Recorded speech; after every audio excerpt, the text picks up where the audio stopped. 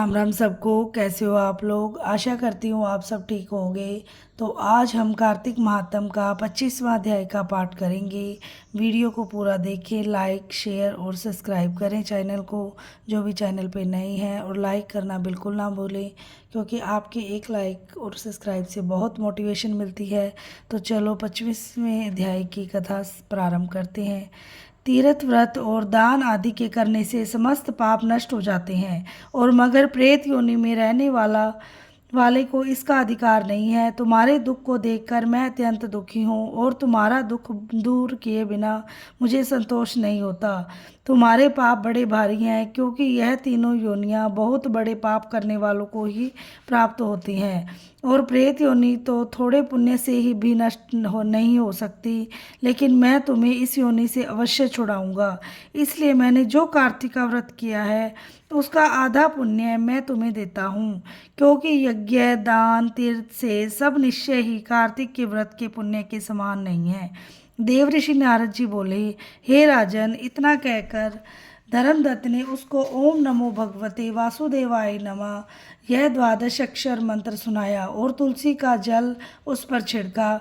बस फिर क्या था, क्षण भर में वह प्रेत योनि से छूटकर प्रज्वलित शिखा के समान दिव्य रूप धारण कर लक्ष्मी के समान सुंदर हो गई।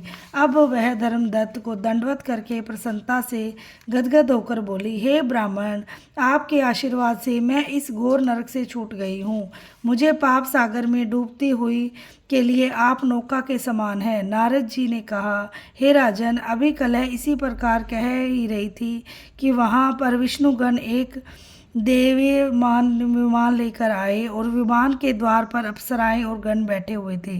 धर्मदत्त ने उनको देखकर प्रणाम किया। पुण्यशील और सुशील नामक भगवान विष्णु ने गणों ने धर्मदत्त को अपने हाथों से ऊपर उठाकर उसका अभिनंदन करके कहा, हे द्विज श्रेष्ठ, आप धन्य हैं जो सदा भगवान विष्णु के व्रत कथा और सेवा में लगे रहते हैं। आपने जो अपने बाल्यकाल में पवित्र और शुभ कार्तिक व्रत किया था, उसके आधे फल से कलह के पूर्व जन्म के एकत्रित पाप नष्ट हो गए दिए हैं। यदि नहीं, आपकी कृपा से उसके सैकड़ों जन्म के पाप नष्ट हो गए हैं। आपके जागरण आदि करने से पुण्य प्रभाव से आकाश मंडल से यह विमान आया है। हे ब्राह्मण, अब हम इसे भली भांति से भोगों से युक्त बैकुंठ में ले जा रहे हैं। आपके दान पुण्य के प्रभाव से यह भगवान विष्णु के पास रहेगी। आप भी इस जन्म में के बाद अपनी दोनों स्त्रियों सहित बैकुंठ में विष्णु जी के पास रहोगे और मुक्ति प्राप्त करोगे। हे दया सागर, ये वह मनुष्य धन्य है जो अन्य जन्म उन्हीं का फलीभूत है, जिन्होंने तुम्हारी तरह विष्णु जी की भक्ति की है, क्योंकि भगवान विष्णु अपने भक्तों को भला क्या नहीं देते। जिन्होंने प्राचीन काल में उत्तानपाद के पुत्र को ध्रुव पर पहुंचाया, जिसके सुमरन मात्र से प्राणियों की मुक्ति हो जाती है।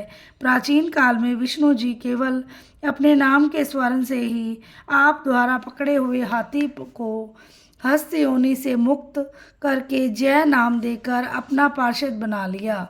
तुमने उसी विष्णु जी की सेवा की है, इसलिए तुम अपनी दोनों स्त्रियों सहित 1000 वर्ष तक भगवान विष्णु जी के पास निवास करोगे। जब तुम्हारा पुण्य क्षीण हो जाएगा, तब तुम सूर्यवंश में अपनी दोनों रानियों के साथ राजा दशरथ के नाम से प्रसिद्ध होगे, तथा यह कला तुम्हारे आधे पुण्य की भागीदार होने के नाते तुम्हारी तीसरी भार्या होगी। वह भगवान विष्णु पुत्र के रूप में तुम्हारे पास रहेंगे और देवताओं का कार्य करेंगे। विष्णु जी को प्रसन्न करने वाले तुम्हारे कार्तिक वर्ष से अधिक महत्वपूर्ण यहाँ दान तीर्थ आदि और कोई भी नहीं है। हे दया सागर, तुम धन्य हो, क्योंकि तुम्हारे जगत गुरु भगवान विष्णु को प्रसन्न करने के लिए कार्तिक मास का व्रत किया है, जिसके आधे पुण्य के फल की भागीदार कलह है। इस समय हम इसे अपना साथ विष्णु लोक में ले जा रहे हैं। बोलो श्री विष्णु भगवान की जय हो। ये थी हमारी 25वें अध्याय की कथा। आशा करती हूँ आपको मेरी कथा पसंद आई होगी। अगर मुझसे कोई गलती हो गई हो तो मुझे क्षमा करना।